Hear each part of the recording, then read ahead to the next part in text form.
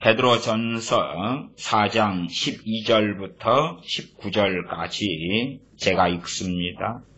사랑하는 자들아, 너희를 시련하려고 오는 불시험을 이상한 일 당하는 것 같이 이상히 여기지 말고 오직 너희가 그리스도의 고난에 참여하는 것으로 즐거워하라. 이는 그의 영광을 나타내실 때에 너희로 즐거워하고 기뻐하게 하려 함이라. 너희가 그리스도의 이름으로 욕을 받으면 복 있는 자로다. 영광의 영 곧 하나님의 영이 너희 위에 계심이라. 너희 중에 누구든지 살인이나 도적질이나 악행이나 남의 일을 간섭하는 자로 고난을 받지 말려니와 만일 그리스도인으로 고난을 받으면 부끄러워 말고 도리어 그 이름으로 하나님께 영광을 돌리라. 하나님의 집에서 심판을 시작할 때가 되었나니 만일 우리에게 먼저 하면 하나님의 복음을 순종치 아니하는 자들의 그 마지막이 어떠하며 또 의인이 겨우 구원을 얻으면 경건치 아니한 자와 죄인이 어디 서리요. 그러므로 하나님의 뜻대로 고난을 받는 자들은 또한 선을 행하는 가운데 그 영혼을 미쁘신 조물주께 부탁할지어다. 아멘. 제가 자주 드려왔던 말씀입니다. 성경은 항상 역사적 배경을 가지고 있습니다. 그것을 명심하면서 기억하는 것이 우리에게는 항상 성경의 바른 이해에 큰 도움이 됩니다. 그래서 베드로전서 4장 17절을 본다면 오늘의 중심 성경 구절은 베드로전서 4장 17절입니다. 하나님의 집에서 심판을 시작할 때가 되었나니 만일 우리에게 먼저 하면 하나님의 복음을 순종치 아니하는 자들의 그 마지막이 어떠하며 역사적 배경 속이다 라고 말씀드리는 전제 속에서 하나님의 집에서 심판을 시작할 때가 되었나니 그러니 베드로 사도가 사역의 말미 가운데 네로 황제에 의하여서 십자가에 거꾸로 못 박혀 순교하지요. 또한 그 일련의 환난과 핍박을 이야기한다. 그렇게 보편적으로 이해하고 생각할 수가 있습니다. 다시 말하면 로마 황제 등을 통한 교회에 대한 핍박은 하나님의 집에 대한 교회에 대한 크리스천들에 대한 하나님의 심판이다 하는 것을 알 수가 있습니다. 역사는 반복되는 것입니다. 어느 때가 되면 어느 시대에 하나님께서는 먼저 하나님의 집인 교회, 크리스천들, 성령님의 전인 그리스도인들에 대한 심판을 시작하신다 그 말입니다. 그리고 하나님의 집에서 심판을 시작할 때가 되었다. 이 심판은 우리가 사는 세상에서 심판을 이야기합니다. 죽은 다음에 영원한 심판 혹은 주님의 백보자 심판을 말씀하는 것이 아니라 이 땅을 살아가면서 있는 심판을 말씀합니다. 제가 예레미야서를 통해서 많은 시간 세상을 심판하시는 하나님의 심판의 방법과 원리, 어떻게 세상에 대한 하나님의 통치가 다스리심이 계속 되어져 왔는가 하는 것을 애국, 또 이스라엘, 유다, 바벨론, 에돔, 모압, 암몬, 블레셋 등등에 대한 하나님의 심판의 말씀을 통해서 설명드려 왔습니다. 물론 많은 크리스천들은 이 땅에서의 하나님의 심판을 잘 모르거나 혹은 무관심하거나 무지한 경우가 많습니다. 이 땅에서 하나님의 심판이라니 이 땅에서 잘 먹고 잘 사는 복을 주셔야지. 그 다음에 내가 너와 함께함이니라. 놀라지 말라. 두려워하지 말라. 성경은 역사성을 가지고 있다고 말씀드렸잖아요. 놀라지 말라, 두려워하지 말라, 이사야 말씀이든지 여호수아 말씀이든지 그 본문의 대상이 있다 그 말. 대상. 나 크리스천이니까 그 말씀 내 것이요. 아멘. 나 유대인이니까, 나 이스라엘 사람이니까 그 말씀 내 것이요. 아멘. 그렇게 할 수 없다 그 말이에요. 없어요. 그러나 사람들은 성경의 좋은 말씀들은 다 내 것이요. 아멘. 그래서 내가 너와 함께 함이니라 그러니까 이 세상에서 하나님의 심판의 때가 시대마다 도래해 왔다 그 말. 있어 왔어요. 반복적으로. 그리고 베드로 사도가 사역을 시작했을 초창기의 이야기가 아니고 사역의 말미에 사도 베드로는 알았고 깨달았고 왔던 것입니다. 곧 하나님의 집에 대한 심판을 먼저 시작하시겠구나. 그럼 그게 시작이니까 그 다음에는 무엇이죠? 세상에 대한 심판이죠. 세상에 대한 심판. 대환란 같은 역사의 마지막 때의 심판을 이야기하는 게 아니라 역사에 돌고 도는 것입니다. 마치 사사시대에 하나님의 심판은 반복되어져 왔지요. 하나님을 등지고 떠나며 이스라엘에 배교했을 때에 조금 있다가 그들은 노예가 됐고 전쟁의 비참함 속에 들어가는 하나님의 심판이 주변 민족들, 주변 국가들을 통하여 이스라엘에 있어 왔습니다. 그런 이야기예요. 나아가서 전 세계가 요동치는 하나님의 심판도 있어 왔어요.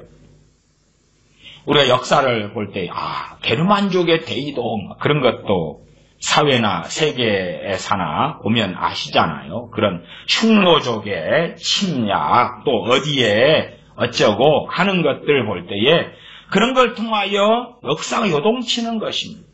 저 몽골의 징기스칸이 아예 그냥 엄청 밀고 내려가가지고 중동을 박살을 내버리고 그 몽골 제국을 통한 학살이라는 것은 끔찍합니다. 우리야 이제 몽골이 중동 지역으로 내려가서 어마어마한 끔찍한 학살극을 벌이는 것에 대하여 대한민국이나 한민족의 역사는 다루지 않지요. 우리하고 무관심하고 관련이 없는 것이니까. 단지 몽고의 침략, 침입 정도만 다루지요. 그러나 다른 나라의 전쟁하고 비교해 볼 때는 세계사의 자료들을 보면 이 몽고의 제국을 통한 공격은 아주 말로 닿을 수 없이 끔찍했습니다. 그 참상이라는 건 다 쓸어버리는 거예요, 그냥. 그러면 그런 것들이 도대체 어디에서 발원했냐 하는 것입니다. 세계에 대한 하나님의 심판에서 발원한 것이. 그리고 그러기 전에 먼저 있는 것이 일반적으로 무엇이냐 하면 하나님의 집에 대한 심판입니다. 하나님의 집을 먼저 심판한 다음에 그 다음에 세계 심판이 나타나는 것이. 그것이 반복되어져 왔습니다. 물론 지금 시대에도 몰라요.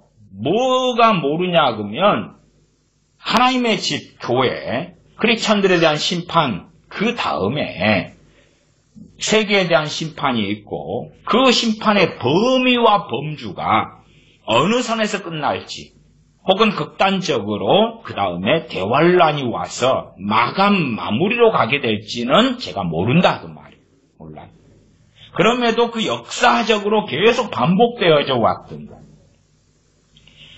종교개혁자들도 무엇이라고 해도 대부분 로마 가톨릭에 속했었습니다. 마리아 숭배, 우상 숭배에 속했어요. 종교개혁자들이 말씀으로 돌아오고 회개하고 그랬으나 그들의 인생과 삶에 부귀영화가 주어졌던 게 아닙니다. 대부분 평생 도망자, 핍박자, 약자, 로마 가톨릭의 사냥감으로 살다가 대부분 죽었습니다. 물론 종교개혁자들에 대하여 자세히 살피고 소위 공부를 하지 않는 사람들은 그들이 칼빈이나 루터나 절대 권력을 가지고 행사했다. 그런 환상 속에 접어듭니다. 그런 사람들을 보면 종교개혁사에 대한 책 몇 권도 심지어 책 한 권도 제대로 안 읽고 찌라시 어느 목사의 주장, 어느 목사의 설교에서 말하는 찌라시를 가지고 아멘 할렐루야. 아니면 영화 한 편, 꼭 좌파의 선동과 비슷하게요. 그런 영화 한 편 보고 와, 종교개혁기 때 이랬다네 하는 망상에 쉽게 들어갑니다.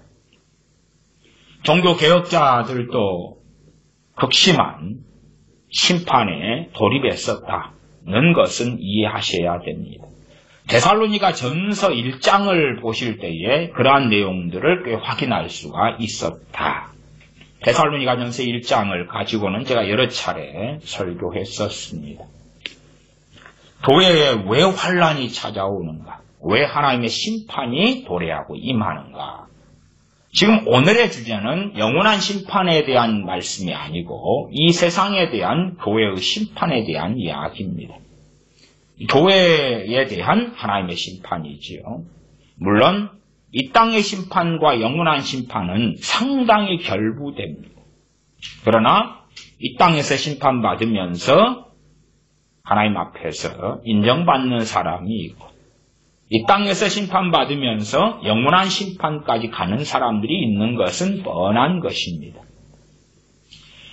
그러면 우리가 눈을 떠서 당시 베드로 사도 때에 하나님의 집에 대한 심판이 시작할 때가 되었던 거죠. 베드로 사도의 인생이 주님과 함께했던 공생의 세월이 있었고 오순절 성령의 강림 이후로 사도로서 활발하게 사역했던 때가 있었고 그러나 그것에 대하여 심판이라고 안 그랬어요. 베드로 사도도 핍박당하고 채찍질 당하고 감옥에 갇히고 천사가 와서 풀어주고 그것을 이야기한 게 아니에요. 그런 핍박을 심판이라고 이야기한 게 아니에요. 그리고 베드로 전서를 기록할 때에 그 기준으로 베드로 사도의 사역의 말미에요. 전후서는 그런 기준으로 하나님의 집에서 심판을 시작할 때가 되었다. 무슨 말입니까? 미래형이에요. 미래형. 자기가 앞에 겪어왔던 그것들이 하나님의 심판의 때였다는 이야기가 아니라 곧 하나님의 심판이 시작될 것이다. 그러면 하나님의 심판은 주로 세상 국가, 세상 정부, 세상 권력자들에 의하여 시행되어 왔다 하는 것을 아셔야 됩니다. 악한 지도자, 악한 왕이 생기고 일어나는 것이지요.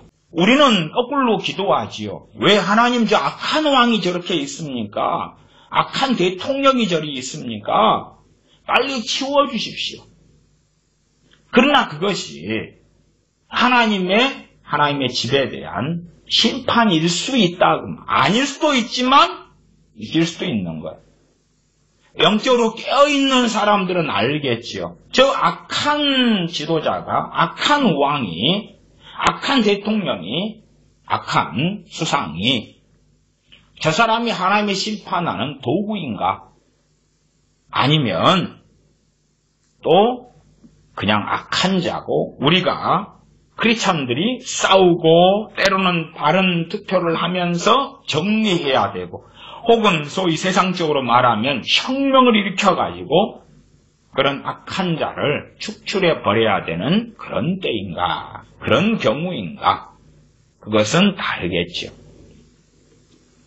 그러나 하나님의 집에 대한 심판을 하나님께서는 하실 때에 세상 정부, 세상 권력자들을 통해서 하시고 나아가 그 속에서 세상 권력자는 경제라면 경제를 잘못 이끌고 박살을 내버리겠지. 그러면 경제 침체나 경제 공황 속에서 큰 비극을 거기에 살고 있는 크리스천들도 겪을 거 아닙니까? 그러면 이 하나님의 집에서 시작되는 심판의 보편적인 것이 뭐냐 그러면 자기 나름대로 사는 세계에서 하나님께 구하고 기도하는데 기도 응답이 거의 없는 거지. 물론 하나님의 나라를 구하는 사람들이 얼마나 있겠습니까? 더 좋고 더 많은 것들을 구하는데 그런 것들이 주어지지 않는 거죠. 심판의 때가 되니까 그렇다고 말이에요. 하나님께서는 기계적으로 기도에 응답하시는 것이 아닙니다. 응답하신다 해도 응답의 때는 누가 정하는 것입니까? 하나님이 정하시는 거예요. 그냥 기계적으로 우리가 프로그램 되어져 있어서 무슨 프로그램을 누르니까, 말하자면 TV 리모컨을 누르니까 TV가 켜져야 돼. 에어컨 리모컨을 누르니까 에어컨이 켜져야 되는 프로그램이 하나님이 아니시다 그 말이에요. 우리가 기도하면 그 기도가 합당하고 온당하면 하나님 응답하셔요. 그러나 응답의 때는 하나님이 정하시는 거예요. 그 응답을 하나님의 인내로서 10년을 미루실 수도 있는 거고, 심지어 30년, 50년을 미루실 수도 있는 거예요. 물론 우리 입장에서는 즉각적인 응답을 기대하고 좋아하죠. 즉각적인 응답. 그러면 설교도 그런 거에 멋지고 좋습니다.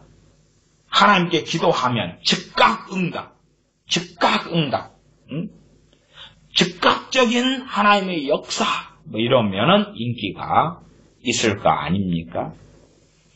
베드로전서 4장의 하나님의 집에서 심판은 역사적인 것이고, 그리고 이 역사적인 것은 인류의 종말까지 반복된다는 것을 기억하셔야 됩니다. 반복돼요. 반복돼요. 그래서 지금은 저는 그렇게 말씀드립니다. 이 본문에 따라서 지금 시대가 하나님의 집에 대한 심판이 시작된 때다. 물론 하나님의 집에 대한 심판은 그 강도가 때마다 틀립니다. 굉장히 강할 수가 있고, 초기 로마를 통한 기독교인들의 학살처럼, 핍박처럼 아주 강할 수가 있고, 좀 약할 수 있고, 그런 차이는 존재한다 그 말입니다. 자, 이제 본문 베드로전서 4장 12절부터 읽어갑니다. 4장 12절. 사랑하는 자들아, 너희를 시련하려고 오는 불시험을 이상한 일 당하는 것 같이 이상히 여기지 말고, 어느 때가 되면 평안의 때도 크리스천들이 살아가지만 불시험이 오는 때도 살게 된다 그 말이에요. 불시험은 쉬운 시험이 아니죠.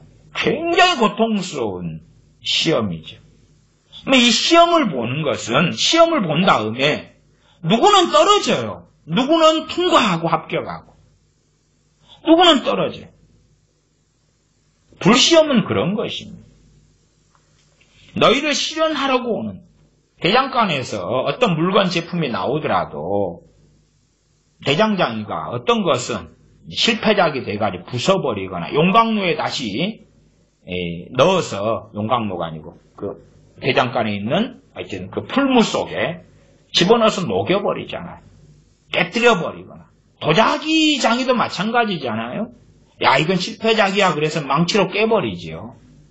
그런 경우들이 있다고 말이에요. 마찬가지로 너희를 시련하려고 오는 불시험 다 합격하고 다 통과한다. 말이 안 되죠. 평안의 때를 살아갈 때도 있어요. 그러나 어느 때는 불시험이 찾아오는 때가 있다고 말이에요. 그래서 어떨 때는 하나님의 집에 대한 심판이, 때론 심판이라는 단어를 씁니다. 성경이 사용해요.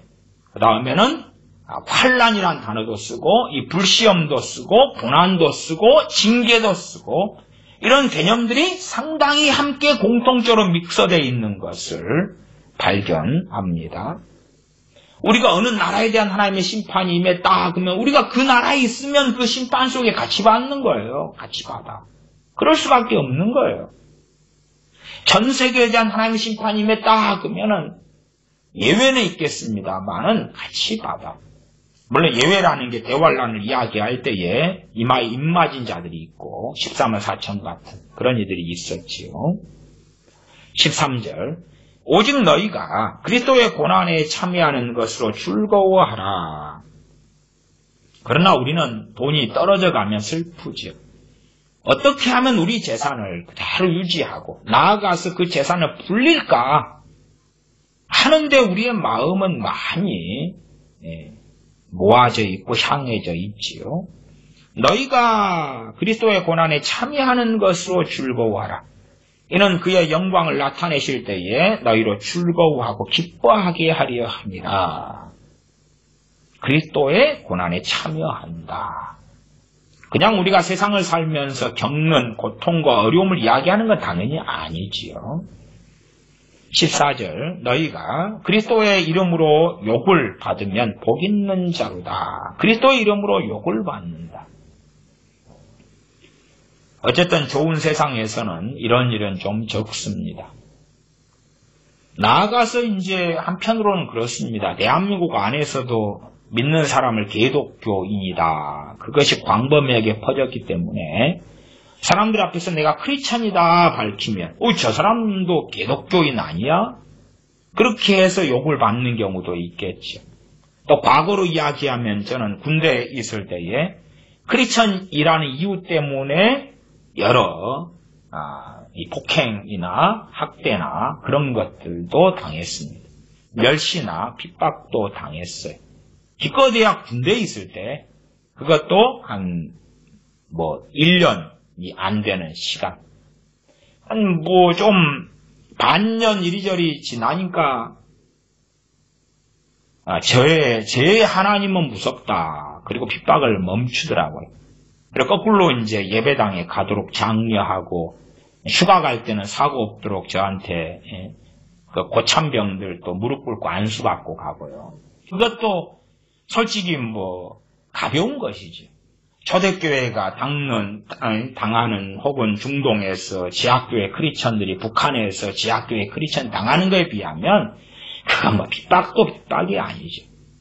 그러나 사실은 군대에 있어서도 마찬가지입니다. 그런 핍박하는 군부대의 어떤 경향이 있다, 성향이 있다 그러면 많은 크리스천들은 그 핍박에 굴복해버립니다.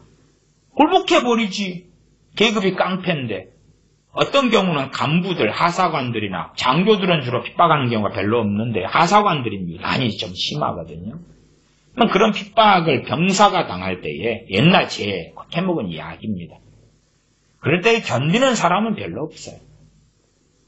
소수만 그냥 견뎌요. 말하자면 군인이고 청년이잖아요. 군인이고 청년 뜨거울 때잖아요. 그런데도 견디는 사람은 별로 없어요. 그러면 정말로 이 그리스도의 이름으로 욕을 받는 이 상황이 심각한 어느 나라 혹은 세계적인 상황이 벌어지면 크리스천들이 많이 견디겠느냐 그 말. 식당을 하는 크리스천들을 제가 꽤 압니다. 그 가운데서 주일날 장사하는 것 가지고 주일날 장사를 해야지만이 돈을 많이 벌기 때문에 예배드리고 하나님을 섬기는 걸 포기해버린 그런 크리스천들도 제가 여럿 압니다. 왜?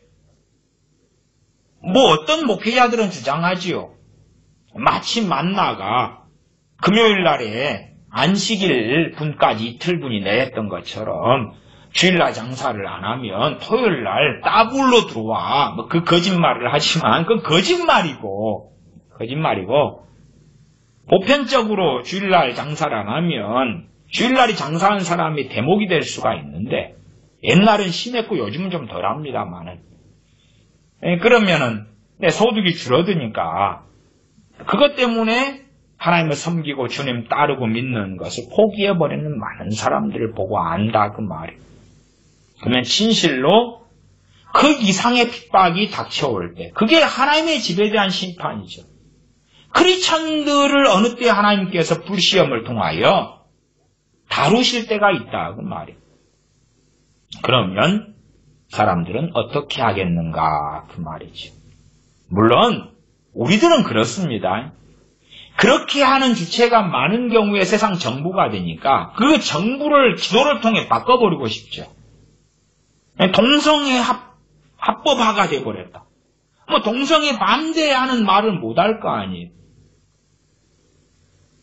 그 정부를 하나님 바꿔주십시오. 성경적인 정부를 세워주십시오.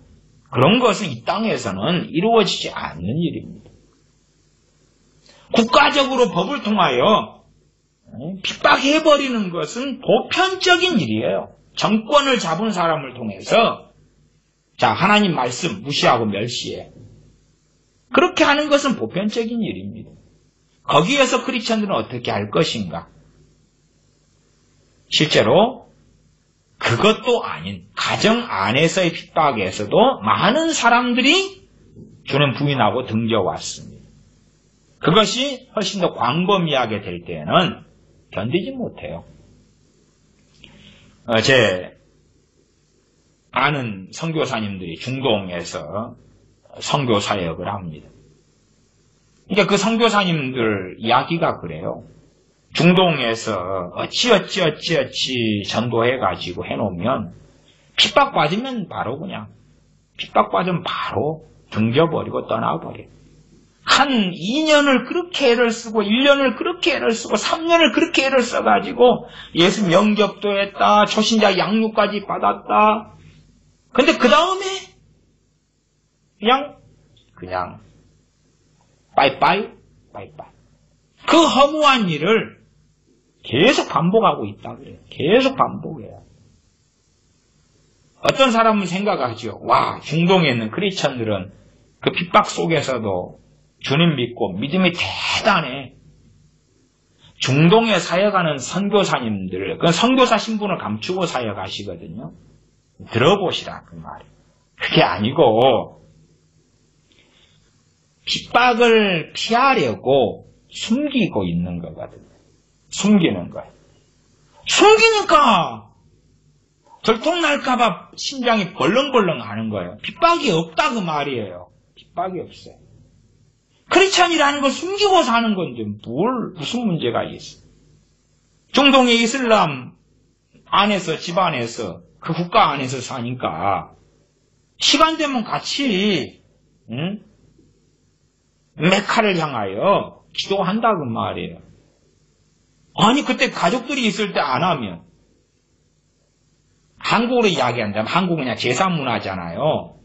과거에 문중이나 뭐나 이게 제사가 아주 강했을 때에 제사 지낼 때 함께 지내는 거 예수님 믿으면서도 그 핍박은 중동에서 겪는 핍박보다 아주 경미한 것이고 작은 것이고 작고 경미한 것에도 많은 사람이 견디지 못해가지고 소위 주님을 배반했어요. 또 예를 들어 며느리다. 며느리한테 제사를 일임하잖아요. 나 크리스천이야. 제사 못 지내고 남편이 미쳐버리는 거예요. 그러면 그 핍박을 어떻게 견뎌요? 남편이 심지어 돈을 벌어가지고 안 줘버리는 거예요. 애들 학교 보내고 그것도 남편 지 자식인데 학비를 안 주고 생활비를 안 주는 거예요. 이 제사 안 지낸다고. 그것도 못 견디는 사람이 많았어요. 뭐 중동에서 지학교의 교인들이니까 그 크리스천들이 소수고 몇 명 없으니까 와 그들은 진짜야 뜨거워 숨기고 있거든. 그 다음에 조금 지나니까 주님 등지고 떠나요. 사실은 중동에 선교하는 선교사님들도요 다수가 기복주의에 근거한 복음을 전하거든요. 그러니까 전도받은 중동의 청년들이나 중동의 사람들이 예수 믿으면 잘 되고 복 받는다고 기미가 없어요. 기미가. 오히려 예수님 믿는 거 들통날까봐 심장이 콩닥콩닥하고 중동의 많은 국가들은요 시험 볼 때에 너 종교가 뭐야 다시 또 확인하거든요. 당연하게 뻔하게 대부분 이슬람인데 그래도 그 안에 기독교인들이 숨겨있기 때문에 확인을 해요. 그러면은 이제 그 안에서 확인받을 때 기도에 서죠. 어떤 사람들은 그렇게 기도한대요. 그 선교사님들도 그러더라고요. 누가 내일 면접 보는데 그거 묻지 않게 해달라고 기도하고 있다고. 하나님 도와달라고 응답해달라고. 그러니까 저한테도 선교 편지에 그런 것도 온 적도 있어요. 다행히 감사하게 하나님께 기도에 응답하셔가지고 네 크리스천이 아니여, 네 종교가 뭐여? 질문을 안 했대요. 그 선교사님도 예를 들어서 노심초사하는 것이 그 질문 받으면 주님 부인하는 거 10중 8구니까 나 기독교인 아니고 알라 신을 믿습니다. 인샬라 그렇게 하기 쉬우니까 그러면 주님 부인하게 되는 것이니까. 물론 뒤돌아서서는 우리 대한민국 많은 크리스천들처럼 회개합니다. 회개하면 되지 뭐. 그렇게 간단하게 끝내버릴 수 있겠지만, 그러나 그 간단한 건 아니지요. 이 베드로 사도 때에 단지 이게 초대교회에 국한된 이야기라고 생각하면 안 되지요. 예를 들어 중세시대에 1000년의 시간 동안에 무엇이 있었습니까? 불시험이지요. 불시험이지요. 초대교회 지났지? 자, 불시험 당해봐. 몇 년이에요? 1000년이에요, 1000년. 그러니까 그 불시험 가운데 다 대부분 배신하고 로마 가톨릭으로 돌아갔고 귀화했고 마리아상 앞에서 절하고 무릎 꿇고 손 비볐다고 말.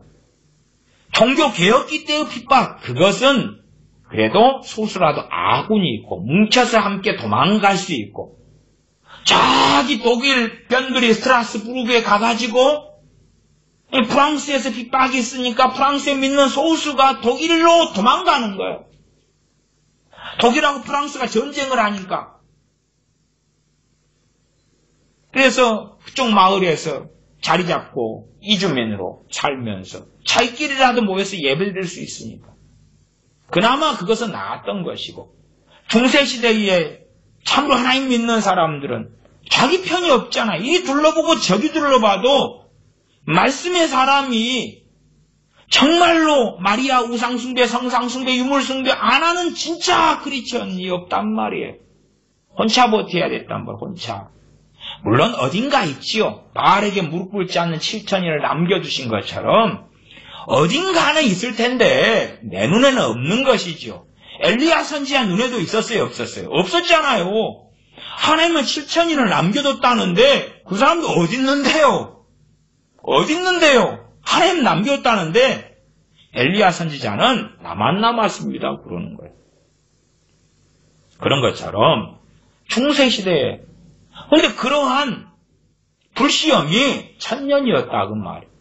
그게 우리는 그 당사자가 아니니까 1000년이 뭐 아무것도 아니지. 1000년이 그냥 책에 있는 거고 역사에 있는 것일 뿐이지. 그러지만 우리가 그 이상의 당사자가 어느 때라도 될 수 있는 거예요. 될 수 있어요. 평안의 시대를 우리가 많이 살아왔다 그래서 그것이 영원할 거라고 생각하면 안 돼요. 기준은 하나님의 말씀이지. 요즘의 복음이란 기복주의 복음이 너무 광범위하게 퍼져서 이런 것은 이런 베드로전서 4장 같은 말씀은 환영받지 않아요. 그 다음에 기복주의 복음을 전하잖아요. 그리고 이제 이런 불시험 같은 것, 이런 것을 뭘로 하냐 그러면 살기 좋은 대한민국에서요. 경제가 성장되었던 대한민국에서 살면서 겪은 어려움들을 불시험이다 그러는 거예요. 그러니까 성경의 배경과 베이스가 아니라 그냥 알량한 우리 대한민국, 자유민주주의 국가인 대한민국에서 내가 살면서 겪는 어려움, 직장에서 겪는 어려움, 가정에서 내가 사랑해서 만난 여자, 사랑해서 만난 남자, 시댁과의 갈등, 이런 걸 불시험이다 그러는 거예요. 그래서 온실안에 화초라 그런 거지. 너무나 평안하고 좋게 살아가지고 작은 어려움을 못 견디는 거예요. 군대에서도 평안하고 좋게 살아가지고 군대에 들어오니까 탈영병이 생기고 우울증이 걸리고 총기 난사가 벌어져요. 상대방이 나를 핍박하는 것을 못 견디니까 밤에 총을 들고 일어나서 총알을 쏴 죽여버리는 거예요. 그냥. 아니면 고무신 거꾸로 신었다고 탈영해버리는 거예요. 그 여자 찾아간다고. 애걸복걸 한다고. 그런 것을 뭐라 그런지 아세요? 불시험이다 그러는 거예요. 아니 그렇게 목사들이 설교해 주는 거예요. 시어머니하고 고부 갈등이지 그게 불시험이야. 그렇게 해주는 거예요. 왜? 성경은 진리가 돼야 되는데 평안한 대한민국에서 살면서 우리도 불시험을 겪었어라고 말해야지만이 하나님의 영광의 상급이 있을 거 아니에요. 그 다음에 많은 경우 고난이나 어려움은 자기 정욕과 죄로 욕심과 탐욕으로 오거든요. 근데 그것을 미화를 시켜줘야 돼. 해치를 한 무덤처럼 해치를 해주는 거예요. 그건 주님을 위한 고난이었습니다. 그래서 이 베드로전서 4장에도 고난이 두 가지 종류의 고난이 나오죠. 한 가지는 그리스도를 위한 고난이 있고 또 한 가지는 죄로 인한 고난이 있는 거예요. 죄로 인한 고난 리스트가 나오고 그에 대한 설교는 제가 몇 차례 했었습니다. 특별히 간섭죄를 통한 고난은 몇 차례 또 따로 다루기도 했습니다. 4장 14절 너희가 그리스도의 이름으로 욕을 받으면 복 있는 자로다. 영광의 영 곧 하나님의 영이 너희 위에 계심이라. 4장 14절은 굉장히 중요한 구절입니다. 왜 중요한 구절이냐 그러면 왜 크리스천들에게 성령님이 함께 하시지 않느냐 하는 거에 대한 설명이 되어 있는 구절이기 때문에 그렇습니다. 데살로니가 전서에 성령님을 소멸하지 말라 그랬죠. 왜 우리가 성령 충만하지 않은가? 혹은 왜 성령 충만을 받았는데 신속하게 사라졌는가? 그럴 때에 성령 충만을 받은 다음에 성령 충만이 왜 사라지는가? 성령 충만의 유지가 왜 자동이 아닌가? 내 멋대로 살아도 성령 충만을 통하여 오래 참음, 자비, 양성, 충성, 온유, 절제, 평안, 화평, 사랑 뭐 등등이 성령의 9가지 열매가 막 주렁주렁 맺히고 기도가 잘 되고 기쁘고 전도하고 싶고 감사가 나오고 찬양이 나오고 뭐 그런 성령 충만이 자동적으로 한번 받으면 계속 유지가 돼야 되는데 왜 안 그런가? 그에 대한 답을 이야기해요. 그리스도의 이름으로 욕을 안 받으니까. 다시 말하면 주님을 위하여 살지 않으면 성령님은 소멸되시는 거예요. 성령님을 소멸치 말라 그랬어요. 우리 안에 내주하시는 성령님. 아니 성령님은 무죄부소하신 하나님이시잖아요. 삼위의 하나님 되셔요. 뭐 성령님이 사라질 리가 있나? 소멸되실 리가 있나? 그것이 내 안에의 임재를 말씀하시는 거죠. 성령님의 내 안의 임재를 말씀하는 거예요. 물론 신학적으로는 죽은 신학적으로는 성령님을 믿는 자에게서 영원히 떠나지 않고 함께 계신다 그렇게 말씀하죠. 그러나 그리스도의 이름으로 욕을 받는 사람이 복 있는 사람인데 그 복이 세상의 기복주를 이야기하는 그 복이 아니라 어떤 복을 이야기하냐 그러면 성령님이 너희 위에 계시는 그 복이다. 성령님이 계셔야지만이 인도를 하실 거 아니에요. 이끌어 가실 거 아니에요. 성령님을 따라 살 수 있을 거 아니에요. 많은 사람들, 많은 크리스천들의 딜레마가 있습니다. 성령님을 따라 살아야 되는데 성령님이 여기저기에도 자기에게 역사하시지 않는다고 말이에요. 나아가서 어떤 사람들은 그럽니다. 자기 마음이 좀 뜨거워지고 찔찔해지고 으쓱해지면 성령의 임재라 그럽니다. 기름 부음이라 그러는 사람들이 많아요. 그러면 성령 인도하심을 잘 받고 살겠지. 우리가 캄캄한 어두운 밤에 빛이 비치면 그 빛을 따라서 갈 수 있는 거죠. 그게 인도죠. 추운 겨울에 모닥불이 피어져 있으면 몸을 녹일 수 있는 거 아닙니까? 성령님이 계시면 역사가 나타날 거 아니에요. 성령님은 살아계시니까. 역사하시니까 따라가기 쉽겠죠. 그러나 냉랭하고 아무것도 없는데 성령님이 역사하고 계시다 그러면 우스운 것이죠.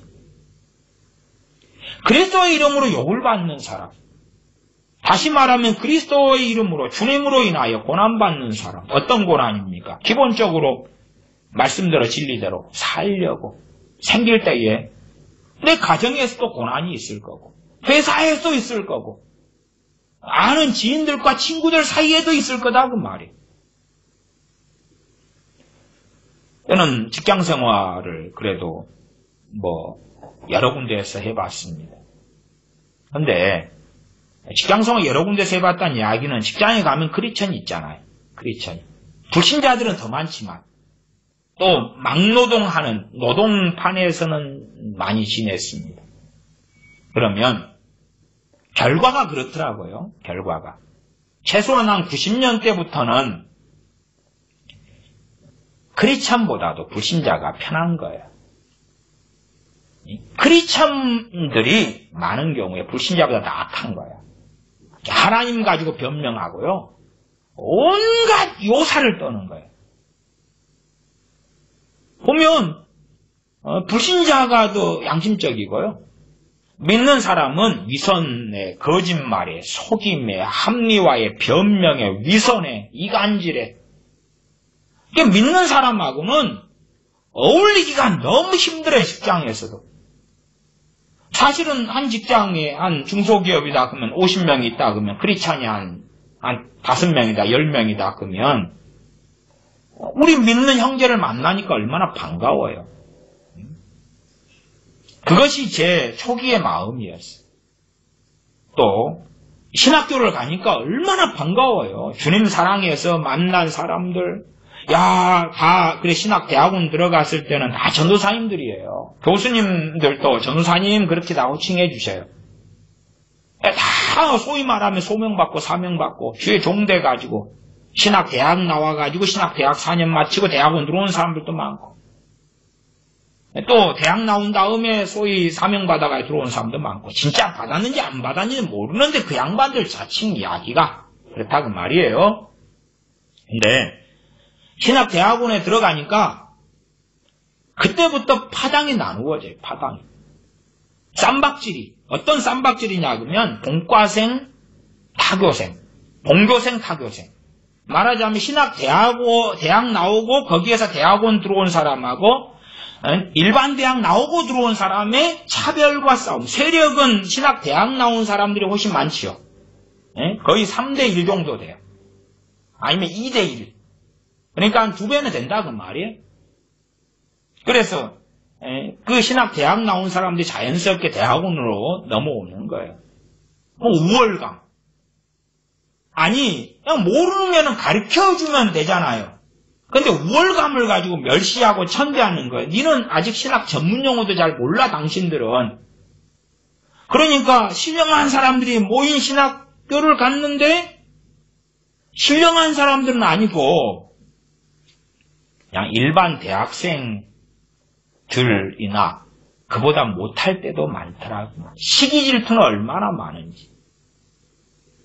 저는 대학을 다닐 때에 제 대학의 동기들 또 선후배들이 주사파들이었습니다. 주사파들. 그러니까 그 아예 주사파들이에요. 그냥 뭐 요즘에 생각하는 합리적 좌파 이런 게 아니고요. 새벽 되면은 모여가지고 자아 비판부터 해요. 그 다음에 이제 지금은 뭐 대부분 풀렸습니다만 그때는 불온서적들. 그런 거 다 공부하고 노동 해방하려고.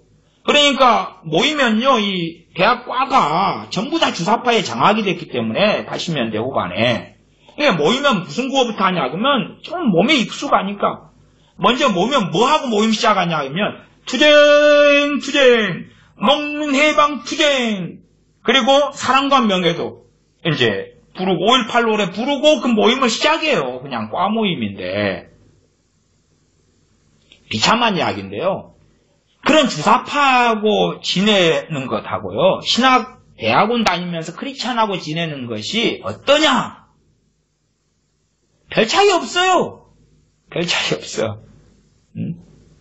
또 교회들에서 제가 교회만 20개 교회를 다녔습니다. 왜 20개 교회냐 그러면 직장생활을 타지 많이 전전해가지고요. 짧게라도 여러 군데를 다녀서 그러면 제일 피곤한 게 목사님하고 관계예요. 그냥 교회 주일학교 봉사만 하고 중고등 봉사하고 뭐 하고 하면 좋은데 목사님하고 잘 안 맞아요. 안 맞아요. 말씀 해석도 이상하지만 그거 말고도 그냥 성격적인 문제나 이 욕심과 탐욕이나 이런 거. 어떤 교회는 제가 전도사로 부임해 갔는데 일주일 만에 가방 싸가 나왔잖아요. 건축 중인 교회였는데 목사님의 탐욕이나 요구가 너무 심해서 신학대학원 제가 존경하는 교수님의 소개로 그 교회 전도사로 부임해 간 거거든요. 교인들한테 다 소개하고 이제 그 다음에 타지기 때문에 제가 그 교회에 짓는 중인데 또 방도 있고 그래서 거기서 짐 다 갖다 놓고 지내고 그런 상황인데 정말 못 견뎌서 일주일인가 기억이 애매하네요. 어쨌든 그것만에 그만두고 나왔어요. 그 다음에 이제 교수님한테 가서 따졌어요. 왜 저런 목사님을 소개해 주셨냐고. 물론 저도 신령하지 않은 거지. 기도도 안 해보고 당장은 돈이 필요하니까. 그러니까 그때 사례금 30만 원인가 뭐 얼마인데 당장 그 돈이 필요하니까 간 거예요. 근데 돈은 고사하고 차비부터 뭐부터 돈만 더 썼지요. 돈은 고사하고.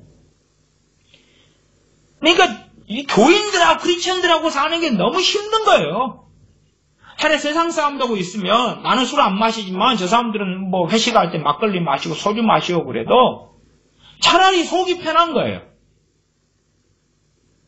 얼마나 오래전부터 그렇게 되어져 버렸는가 그 말.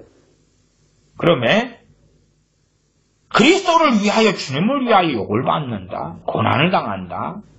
그것은 이제는 환상 속에 있는 이야기가 되고 말았습니다. 주님을 위하여 고난을 안 당하는데 영광의 영과 하나님의 영이 너희의 계심이라는 말씀이 어떻게 이루어지냐 그 말이에요.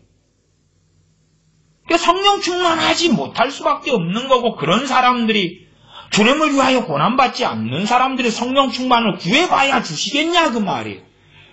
성령 충만을 주시는 이유 중에 하나가 목적 중에 하나가 나왔는데 그리스도를 위하여 고난을 받는데 승리하도록 능력 주시려고 그러지 부귀영화 주시려고 행복하게 하시려고 재미나게 하시려고 신나게 하시려고 성령님께서 임하신 게 아니다 그 말이. 그러나 사람들은 성령 충만을 구하는 것이 또 변명도 있습니다. 난 주님 위해서 지금 안 살고 있는데요. 성령 충만 주시면 주님 위해 살게요. 아니면 성령님께서 충만하게 내게 임하시면 자동적 오토매틱으로 주님 위해 살게 되는 거 아니에요? 그런 이상한 사람들도 많아요. 말도 안 되는 소리지요. 적은 능력을 가지고라도 주님을 배반치 않아야지요. 그렇게 사는 사람들에게 성령이 임하시고 충만을 주시는 거예요. 마치 사도행전의 초대교회, 예루살렘 초대교회, 그러니까 핍박을 당하면서 기도했을 때에 성령 충만을 다시 받았잖아요. 오순절 이후에. 그랬던 것처럼 그렇다 그 말이에요. 15절입니다. 15절. 너희 중에 누구든지 살인이나 도적질이나 악행이나 남의 일을 간섭하는 자로 고난을 받지 말려니와 네 가지 고난이 있죠. 살인의 기본은 미움, 증오심이고 거기에서 나오는 게 시기, 질투, 이간질 아닙니까? 남 말을 하고 다니는 거죠. 저 사람 꼴 보기 싫으니까. 그게 살인이에요. 살인. 광범위하게. 꼴 보기 싫어요. 그래서 저 사람 험담을 하고 다니는 것입니다. 다 포함되는 것입니다. 도적질. 남의 것에 대한 탐욕도 마찬가지예요. 광범위하게 들어가면 이 도적질로 갈 수 있는 것이 욕심, 탐욕도 마찬가지예요. 내 것이 아닌 것을. 대한민국에 시급을 올리는데 생산성, 노동 생산성보다 훨씬 더 많은 시급을 올리잖아요. 그것도 합법적으로 법을 통해 하려는 것이지. 다 그거 여기서 말한 도적질이죠. 도적질. 내가 생산성, 노동 생산. 요즘에 젊은 애들 그래요. 이리 보면 노동 생산성이 시간당 3,000원도 안 돼요. 근데 10,000원 받겠다는 거예요. 근데 아니 10,000원도 부족하다는 거예요. 노동 생산성이 3,000원도 안 나오는데 1시간 일해서 3,000원도 안 나오는데 20,000원 받겠다는 거예요. 10,000원 받겠다는 거고 도둑놈이지. 요즘 젊은 애들은 그래요. 자기들이 일한 것이 노동 생산성도 없는데 노동 생산성이 어마어마하게 크다고 믿고 착각하는 거예요. 얼마나 믿음이 좋아요? 대단한 거죠. 그래서 자기 일하는 시간에 뭐 하냐 그러면 게임하고 카톡하고 동영상 보고 유튜브 보고 노는 거예요. 그리고 월급은 몇백만 원 받기를 원하는 거죠. 노동 생산성이 없잖아요. 자기가 하는 일을 통하여 그 노동을 통하여 자기가 200만 원 받으면 200만 원 이상의 일이 실적이 나와야 되는데 그런 것도 아니에요. 도적질이지요, 도적질. 그러면 그런 회사나 기업이 혹은 자영업자가 유지가 되려면 다른 사람이 그 이상의 노동 생산성을 가지고 일해야지만이 될 거 아니에요. 살인이나 도적질이나 악행이나 남의 일을 간섭하는 자로 고난을 받지 말려니와. 많은 크리스천들이요, 이 4가지 죄 때문에 고난을 받으면서도요, 이게 불시험이라네. 불시험이라네. 그런 사람들 많이 봤어요.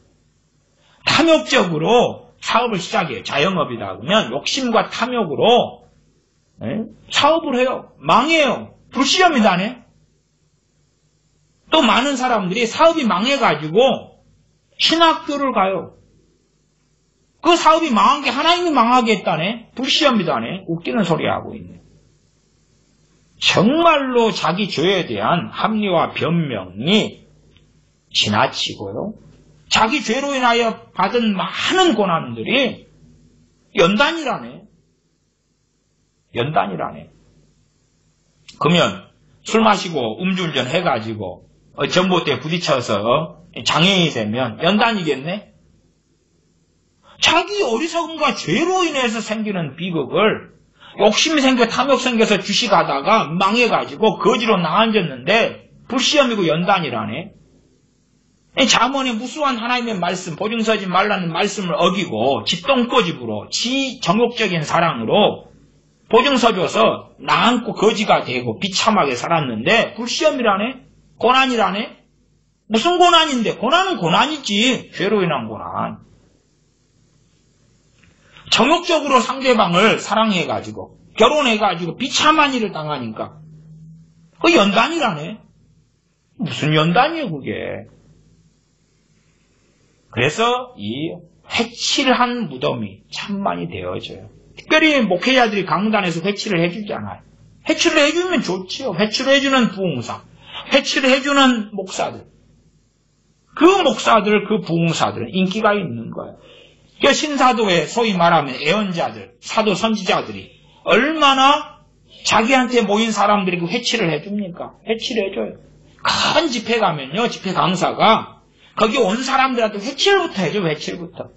당신들은 주님을 너무 사랑한 줄 압니다. 부흥사가 어느 교회에 가서 이 교회에 하나님 임재가 있습니다. 여러분이 얼마나 주님을 뜨겁게 사랑하시는 줄을 제가 지난밤에 이 교회 집회를 위해 기도하는데 주님께서 말씀해 주셨습니다. 회칠부터 해줘요, 이 사기꾼들이. 근데 이 사기꾼들이 존경받는 목사하고 선교사하고 부흥사라는 게 문제죠. 회칠해줘요. 죄로 인한 이 악행들로 인한 고난, 탐욕, 시기, 질투, 이간질, 그러한 죄악들로 인한 그러한 고난들을 주님을 위한 고난이라고 회치를 해주죠.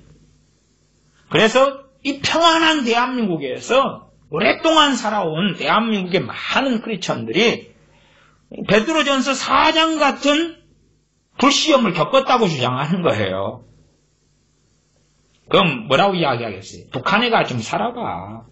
북한에 가서 중동에서 크리스천으로 살아봐. 그 정도 돼야 불시험이지. 아프리카, 북아프리카 정도의 이슬람이 차지하고 있는 지역에 가서, 아니면 나이지리아도 괜찮네. 그런 데 가서 살아봐.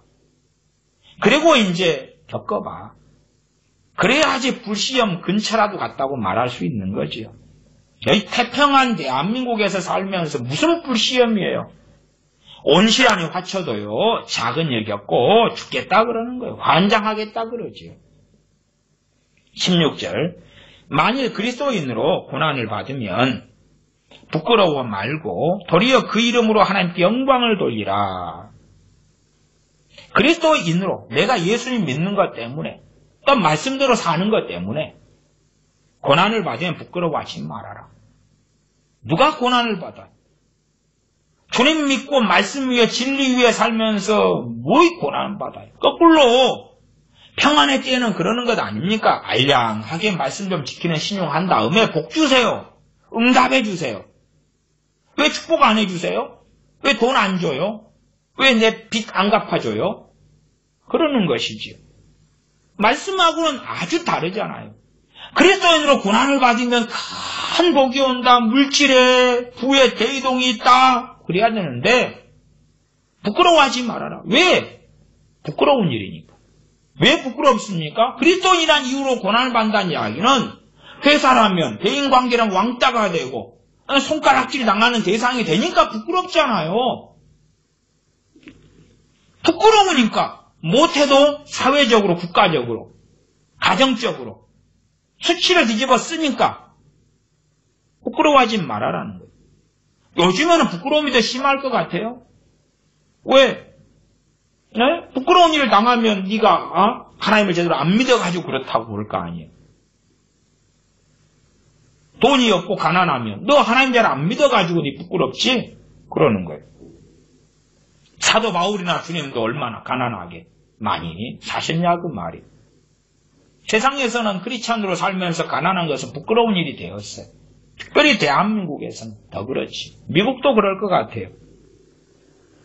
그 이름으로 주님의 이름이죠. 하나님께 영광을 돌리라. 17절. 하나님의 집에서 심판을 시작할 때가 되었나니 만일 우리에게 먼저 하면 우리에게 하나님의 집인 크리스천들이죠. 우리에게 먼저 하면 주로 순서가 이렇게 되는 거예요. 크리스천들을 먼저 심판하시. 그 다음에 이제 거기에서 남는 사람은 소수가 되겠지. 다수는 주님 부인하고 등지지요. 하나님의 복음을 순종치 아니하는 자들의 그 마지막이 어떠하며 간혹 팥죽이나 녹두죽 같은 걸 써먹어요. 그러면 팥이나 녹두를 사가지고 그 다음에 뭐 합니까? 곤란해요. 다시 과거에 수학했을 때에 막 이렇게 체질도 하고 옛날로 하면 그 다음에 껍질 골라내고 그래 알곡만 이렇게 모아놨잖아요. 그 다음에 이제 그걸 죽 써먹을 때 되면 다시금 또 골라요. 그러면 그 안에 썩은 것도 있고 뭐 안 좋은 것도 있고 좀 먹은 것도 있고 그러면 다 골라내요. 이 심판이지요. 그러니까 과거에는 알곡만 다 모았는데 시간 지나니까요. 이 팥이든지 녹두든지 간에 이게 좋지 않은 거예요. 이제 저희 집에서는 녹두를 이렇게 물 줘가지고 녹두를 키워요. 예. 뭐라 그래? 숙주. 예, 갑자기 생각이 안 나서. 숙주나물이죠. 숙주나물을 이렇게 키워서 해 먹어요. 왜냐하면 숙주나물을 이렇게 사면 좀 비싸거든요. 예, 마켓에서 사면. 그러니까 그냥 녹두 이렇게 해가지고 녹두는 싸거든요. 1kg에 얼마 하더라? 뭐 한 1,000원, 2,000원 하나? 이게 싸니까요. 4,000원 하네, 4,000원. 이렇게 이제 사다가 이제 그러면 숙주를 할 때 되면 더 엄격하게 골라요. 더 엄격하게. 이게 하나님의 집에서 심판하는 거예요. 하나님의 집에서 심판을 시작할 때가 되었나니 먼저 우리에게 먼저 만일 우리에게 먼저 하면 하나님의 복음을 순종치 아니하는 자들의 그 마지막이 어떠하며 하나님의 복음에 순종하지 않는 자들이 겪는 것은 더 비참하지. 그 가운데 죽었다 그럴 때 이 믿는 사람 주님 배반하지 않는 사람은 구원받잖아요. 천국 가잖아요. 그러나 세상 사람들이 심판하면 전쟁이 벌어지지 기근이 일어나지 전염병이 창궐하지 죽잖아요. 얼마나 비참합니까? 지옥으로 떨어져서 절대 다시금 기회가 없습니다. 두 번의 기회라는 것은 존재하지 않으니까 그렇지. 18절. 또 의인이 겨우 구원을 얻는다. 의인이 겨우 구원을 얻는다. 여기서 의인은요, 믿음으로 얻는 의를 받은 의인의 개념보다 노아는 당대의 의인이요, 욥은 당대의 의인이라는 그 개념이에요. 야고보서로 이야기하면 행함 있는 믿음을 가진 사람을 이야기하는 거예요. 아브라함이 믿음으로만 의롭다함을 받은 것이 아니고 행함으로도 의롭다함을 받았다 하는 말씀 속에서의 의인이에요. 마태복음 5장으로 한다면은 너희 의가 바리새인과 서기관의 의보다도 낫지 아니하면 하나님 나라에 들어가지 못한다는 그 의를 가진 의인을 이야기해요. 그러니까 우리 다 크리스천들이야 믿는 사람들이야 하고 평안할 때는 더 많이 구원받아요. 평안할 때는. 그러나 이제 불시험이 와버리면 사람들이 배반하고 배신하지. 불시험이 올 때가 되면 끔찍한 것이 의인이 겨우 구원받아요. 의인이 겨우 구원받아요. 이 멀쩡하게 있다가 불이 났어요. 그러면은 많이 타져버리잖아요. 그리고 이제 몇 개만 살아남는 거예요. 그런 이야기예요. 그런 이야기. 평안할 때는 구원받는 사람이 더 많아요. 불시험이 오면 구원받는 사람이 확 줄어들어 버려요. 확 줄어들어 버려요. 평안할 때는 직장도 많고 사업도 많고 그잖아요. 코로나가 창궐하고 오니까 기업이 무너지고 자영업이 무너지고 직장이 없어지고 경기가 더 어려워지고 그렇잖아요.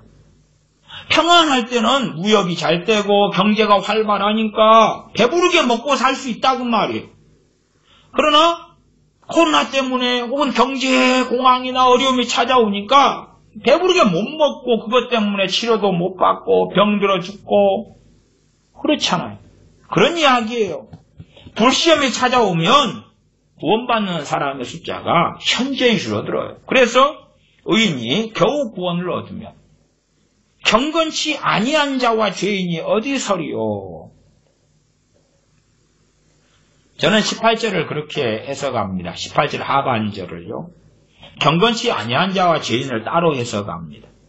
따로 해석한다는 이야기는 뭐냐 그러면 죄인은 보통적으로 불신자 이렇게 이해하고요. 그 다음에 경건치 아니한 자는 크리스천이에요. 크리스천. 우리가 불신자에게 경건을 따질 수 있어요? 없어요? 없어요.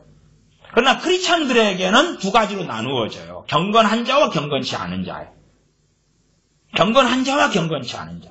그래서 베드로전서 4장 18절로 하면 사람을 크게 세 부류로 나누고 있다는 걸 알 수가 있어요. 세 부류. 의인, 그다음 경건치 않은 자, 죄인. 그러면 거기에 죄인은 불신자고 의인은 당연히 의인과 경건치 않은 자 두 부류는 저는 크리스천으로 봐요. 그 다음에 이제 알곡과 가라지를 나눌 때에 알곡과 가라지는 크게 두 번 나누겠죠?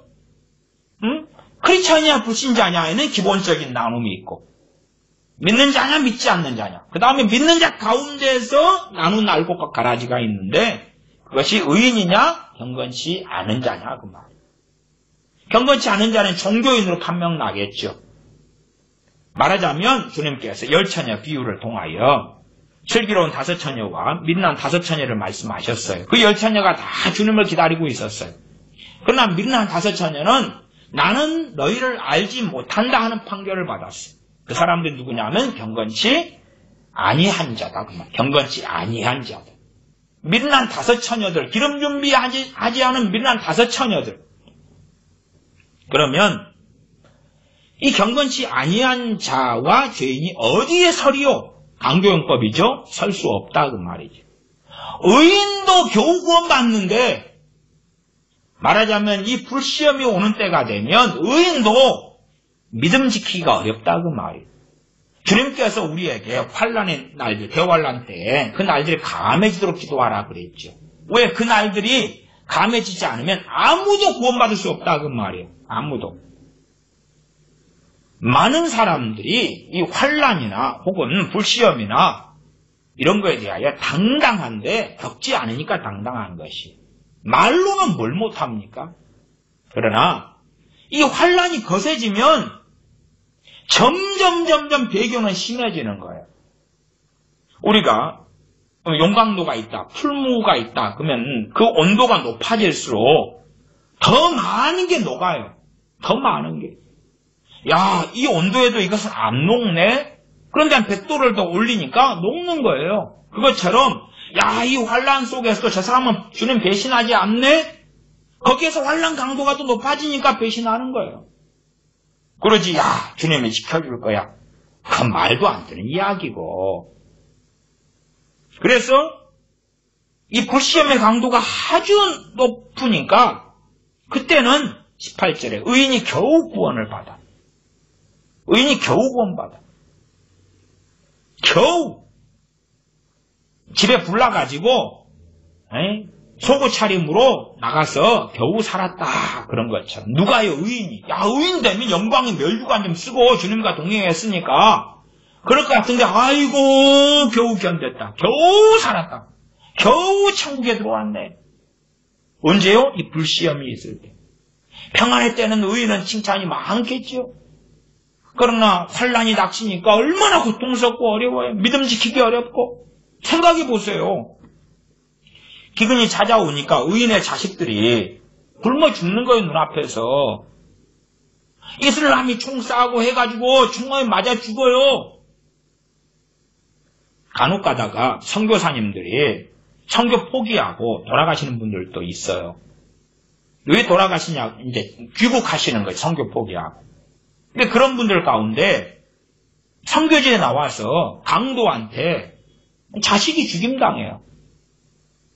아내가 죽임당해요. 못 견디는 거예요. 못 견뎌요. 돌아가지요, 뭐. 하나님이 나 안 지켜주셨네, 빠이빠이 그러지. 종종 있어요. 그냥 서로들 쉬쉬하고 이야기 안 하는 경우들이 많아서요. 더 많은 사례들에 대하여 쉬쉬하고 덕이 안 되니까 덥지만 많이 있어요.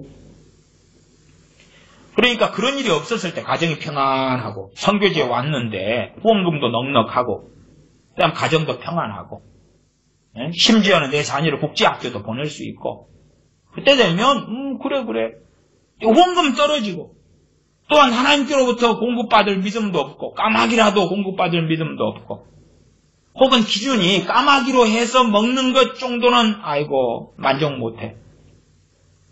그런 경우에 어찌지 못하지요. 의인이 겨우 구원을 얻으며 경건치 아니한 자와 죄인이 어디서리요. 19절. 그러므로 하나님의 뜻대로 고난을 받는 자들은 또한 선을 행하는 가운데 그 영혼을 미쁘신 조물주께 부탁할지어다. 고난을 받는데 이건 환란이죠. 내 힘으로만 다 견디지 못하니까 미쁘신 조물주께 내 영혼을 부탁해라. 그 말이. 환란 당하는 가운데 교만해가지고 내 힘으로 견딜 수 있다. 내게는 여호수아와 같은 믿음이 있어. 모세와 같은 믿음이 있어. 그렇지 않다. 그 말이. 사도 바울이라도 그렇지 않았다. 그 말이. 그렇기 때문에 겸비하고 겸손하게 고난받는 사람들은 첫째는 그래도 선을 행해라. 선을 행해라. 그리스도인으로 고난받아 왔는데 내가 선을 행했으니까 복을 주십시오가 아니라 계속 고난이 이어진다 그 말이에요. 그래도 선을 행하는 가운데 그래라 그 말이에요. 하나님 배신하지 말아라. 주님이 고난받는데 그 돈벼락이 떨어지고 직장 직업이 쏟아지고 좋은 아파트가 차가 떨어지고 노후가 보장되고 자녀가 잘 되고 그럴 걸로 기대했는데 안 그렇다. 그래도 선을 행해라 그 말이에요. 불평불만하지 말고 믿고 감사하고 찬양하고 예배하고 계속하여 주님을 위하여 고난을 받으라 그 말이죠. 그런 가운데 그 영혼을 각자 자신들의 영혼을 미쁘신 신실하신 조물주께 하나님께 부탁할지어다. 그렇게 베드로 사도는 증거하고 있습니다. 기도하겠습니다. 아버지 하나님, 환난의 때 고난의 때 속에 하나님의 집을 심판하시는 것 또한 우리들 가운데 있는 고난들에 대하여 함께 살펴보았습니다. 우리가 어리석은 자가 되어져서 우리가 악행이나 죄악으로 인한 고난을 주님을 위한 고난이라고 착각하거나 혹은 온실 속에 있으면서 우리의 죄로 인한 결과물들에 대하여 연단이라든지 불시험이라든지 하는 그러한 위선고 회칠 속에 들어가지 아니하고 어떤 시대 세대가 되든지 간에 오히려 우리가 평안할 때 더 믿음을 준비하고 더 깨어 있어서 고난 불시험 환난의 때가 되었을 때에 견뎌 승리하고 이길 수 있는 그런 하나님의 자녀들 되도록 도와주시옵소서. 우리 주 예수님의 이름으로 기도하옵나이다. 아멘.